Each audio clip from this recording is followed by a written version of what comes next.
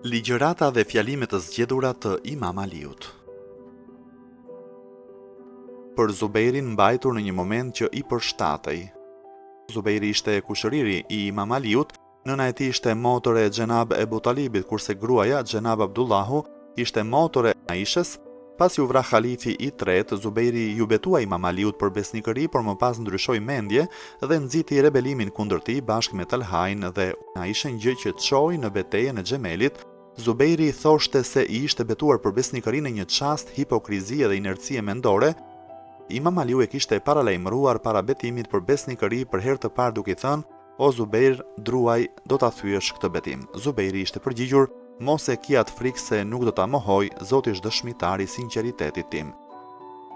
Thot se e dha betimin e besnikërisë me dorë e jo me zemër, pra pranon se është betuar, sa i takon pretendimit se është betuar me tjetër gjë e jo me zemër. Kjo kërkon shpjegim të qartë, përndryshe të kthehet atje nga unis.